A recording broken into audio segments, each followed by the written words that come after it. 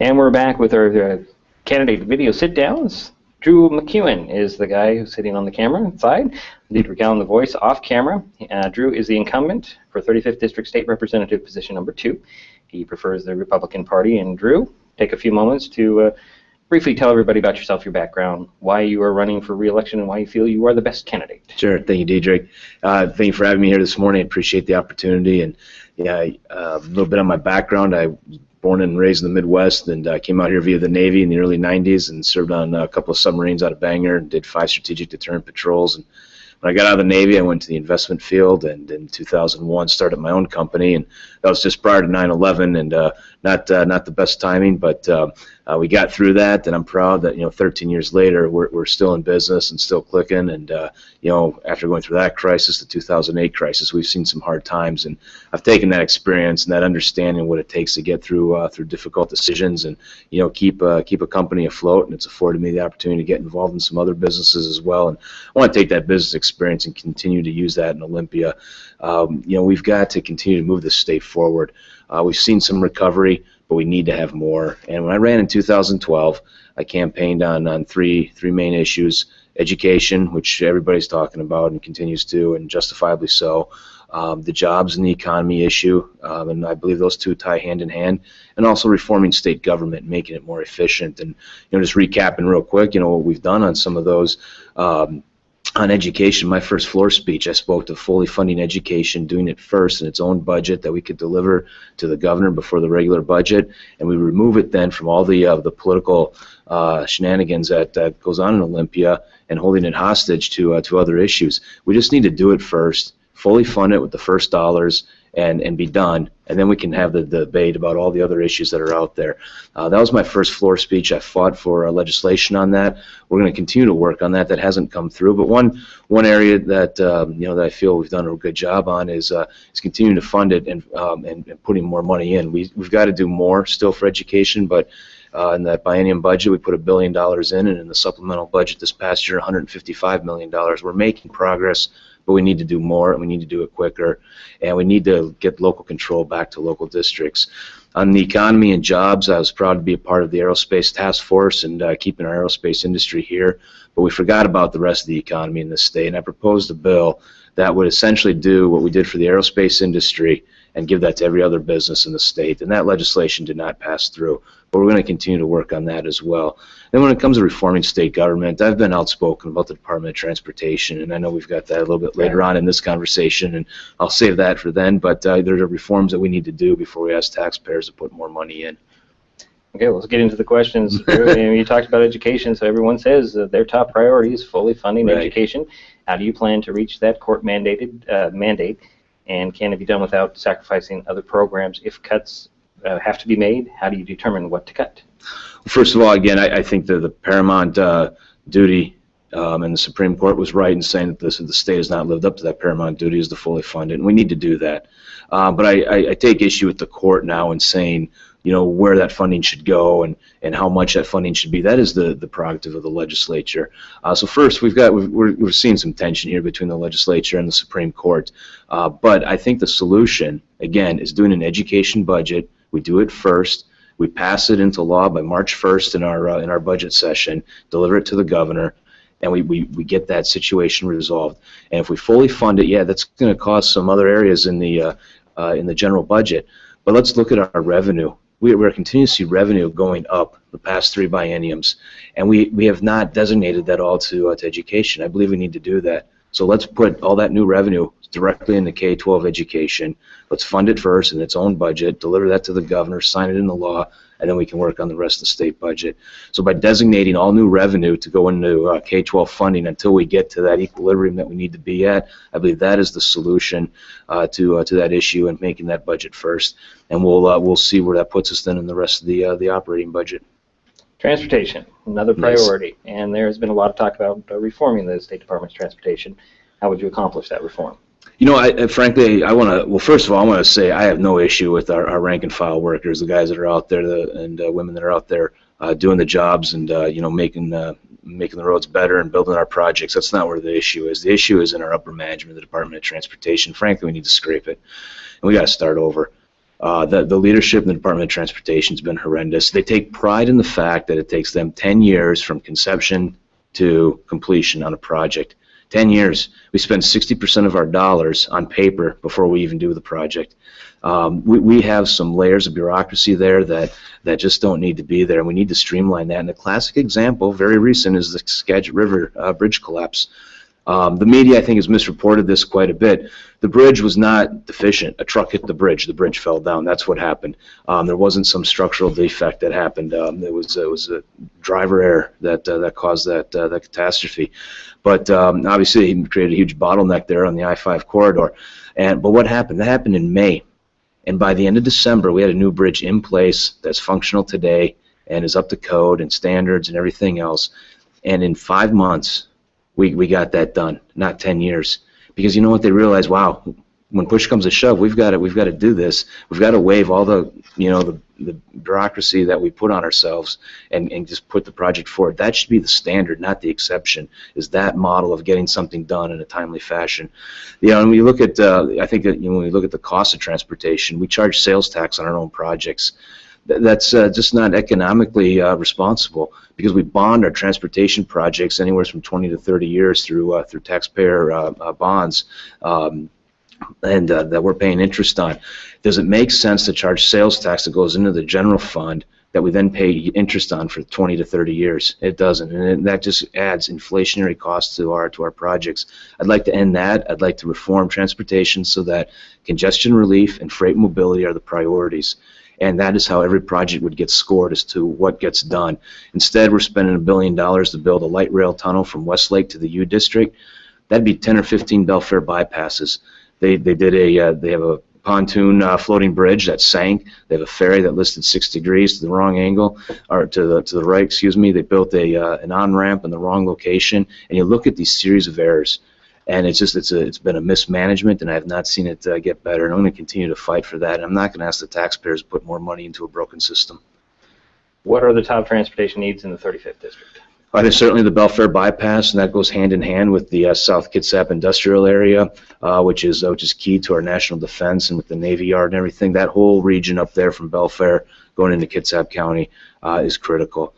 We can also look at some safety issues on 101 that need to be addressed.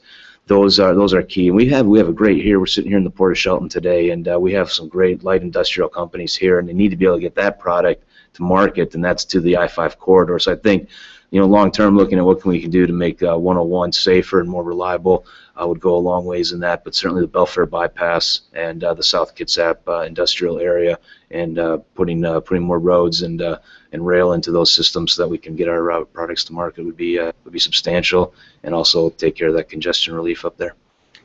Do you support a gas tax? Not at this time, no. Nope, and I don't see myself being able to, again, until we have those reforms. I think if you give us those reforms, I think we can find that we can fund these projects without asking for more tax dollars from our constituents. And so I'm an adamant no. Will not vote for a gas tax in the structure that things are right now. What is your position on tolls?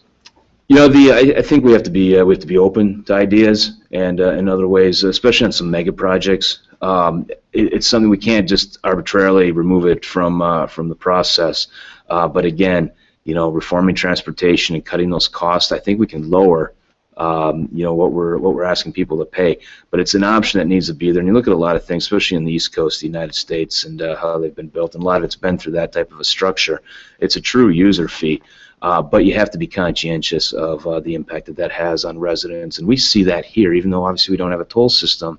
But the residents of the 35th District, a rural economy, we are paying through our gas tax for all the projects in King County and that metro area.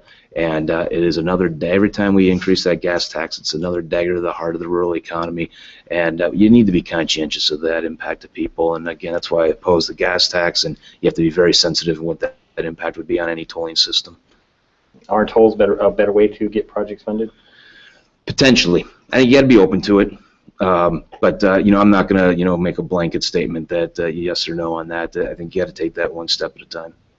With the plan widening the Highway 3 through Belfair, in your opinion, is the Belfair bypass still needed? If so, how do we get the bypass funded and built? Well, we're going to have to see the impact of the Highway 3 widening and what that does. My gut feeling says the Belfair bypass is still going to be needed, pretty much from a freight mobility standpoint, and being able to get our shipping in and out, in a timely fashion. So I don't know that the Highway 3 widening will relieve that. It's certainly going to help in the congestion relief. So at this time, yes, I certainly support that we move forward with the Belfair bypass. But again, that's going to have to be in the context of a larger transportation package that would, for me to vote for, would not have to have a gas tax increase. We need to have those reforms, and we can get projects like the Belfair bypass done. The great Chinese proverb says the best time to plant a tree is today. A better time was 20 years ago. I moved here over 20 years ago, and the Belfair bypass was talked about then. Today, it's up to $65 million. We need to just do it and get it done, and we need to. And I think working with my colleagues in the Senate and in the House, we can. I think some of the ways some of these projects can get done is actually putting them in the statute so that the DOT doesn't have the ability to pull them out, which has happened with things like the Belfair bypass. Economic development, creating jobs, attracting industry and business are also priorities. Do you have a plan to help create jobs and attract business to the 35th District, and can you summarize that? Sure, and I think the biggest part is being a proponent for the area and knowing what our needs and what we have to offer here. And we do have a lot to offer. We're close to the I-5 corridor. We have some great ports between Shelton and Bremerton that have great light industrial areas. We have the ability to move goods. We have cheap electricity and utilities. Those are all positives that we have going in this district. We have a workforce here that is educated. We have relatively low-cost housing and land compared to other areas in the state, so there's a lot that we have to offer, and it's getting out there and taking an active role in the aerospace industry, which in the 35th District we have a number of suppliers, including here in the Port of Shelton, that directly supply the aerospace chain. But getting around those people and understanding what their needs are, but also talking about this district and what we have to offer. Those are key things that I'm very proactive on and will continue to be. But at the end of the day, we need to, again, going back to that aerospace industry and the B&O tax bill restructure that I proposed for the rest of the businesses, we have to look at the state and say, why are we having to go into special session to keep significant industry here? And to me, that's troubling. We did it. I mean, that represents a huge part of our state's economy. 14% of our state's gross domestic product in the aerospace industry, and we needed to do that to preserve the 777X production here. But what about the rest of the businesses? And I take the opinion, if it's good for Washington, it's good for Boeing. If it's good for Washington, it's good for Microsoft. If it's good for Washington, it's good for Green Diamond, Taylor Shellfish. And we need to stop cherry picking. And let's level the field here and make it fair for everyone, so that businesses want to stay here, they want to grow here, and they want to relocate here. Just a month ago, the Toyota sales headquarters moved from Southern California to Texas. Why not Washington State? We need to get out there, and and we got to be proactive for our districts and our state. And again, I'm going to repropose my B&O tax bill that restructures that. So it's actually similar to Texas's B&O tax model, in which a company, no matter the size, can take one of three deductions before applying that tax rate. And those three deductions would either be the cost of goods sold, 30% of the revenue, or 30% of the, you can lop off 30% of the revenue and then apply the tax, or that third option would be to be able to deduct up to $300,000 in employee compensation. And a business could choose one of those every year, and they can change it. And I think by having that type of a structure in place, it puts all businesses on a level playing field, and it allows them to be able to move forward, and makes it easier to operate in the state. And we got to get to a more friendly regulatory environment in this district and in the state as well.